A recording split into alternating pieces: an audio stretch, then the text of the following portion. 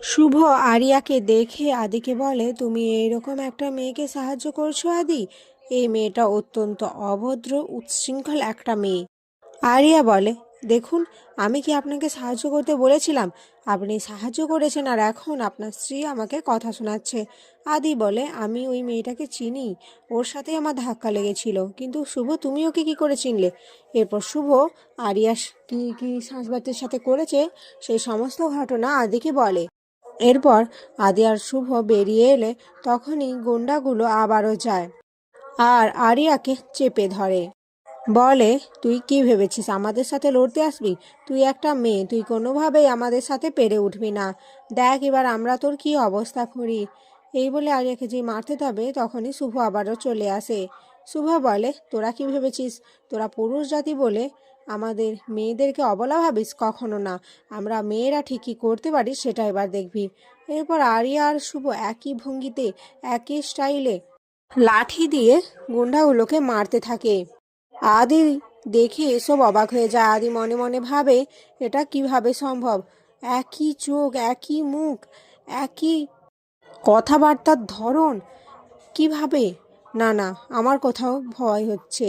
আমার মনে হচ্ছে আমি একটু বেশি ভাবছি, এসব নিয়ে বেশি ভাবা ভালো নয়।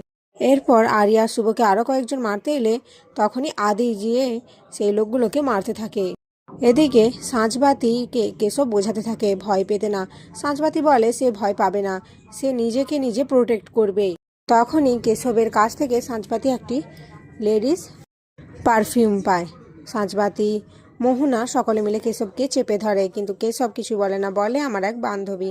ঠিক তখনই কেশবের ফোনে একজন মেয়ে ফোন করে। এরপর সকলে মিলে কেশবকে লেগ পুলিং করতে থাকে। তখনই সেবন্তী বলে, আমার দাদু ভাই আমার পছন্দ করা মেয়ের সাথেই বিয়ে করবে। যে ভুল ওর বাবা করেছিল সেই একই ভুল আমি আমার নাতিকে নিয়ে করব না। আমার নাতির জন্য আমি নিজের পছন্দ করা মেয়েকে নিয়ে আসব। এই বলে সেবন্তী ওখান থেকে চলে যায়। এদিকে আরিয়া আর শুভ আদি মিলে সমস্ত গুন্ডাগুলোকে মেরে তাড়িয়ে দেয় ওখান থেকে। শুভর হাতে আঘাত পাওয়ায় আদি সেখানটায় মলম লাগাতে থাকে। অপরদিকে আরিয়া কিছু না বলে এক দৃষ্টিতে শুভর দিকে তাকিয়ে থাকে, তারপর রেস্টুরেন্ট থেকে চলে যায়। এরপর ওখানে রেস্টুরেন্টে থাকা মানুষজন আদিকে থ্যাঙ্কস বলে তাদের রেস্টুরেন্টকে রক্ষা করার জন্য, আর বলে তারা যেন ডিনারটা করে যায়। আদি আর শুভ রাজি হয়ে যায়। এরপর শুভ দেখে আরিয়া ফোনটা ফেলে গেছে আর আরিয়ার ড্যাড ফোন করছে। শুভ কিন্তু কিন্তু করে ফোনটা রিসিভ করে। অপর পাশ থেকে আকাশের গলার ভয়েস শুনে শুভ খটকা লাগে। এদিকে আকাশ শুভলক্ষ্মীর গলার ভয়েস শুনে চিনতে পেরে যায়। আকাশ অবাক হয়ে যায় যে আরিয়ার ফোন কিভাবে শুভলক্ষ্মীর কাছে থাকতে পারে।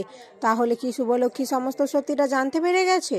আর এখানেই আজকের পর্ব শেষ হয়ে যায়।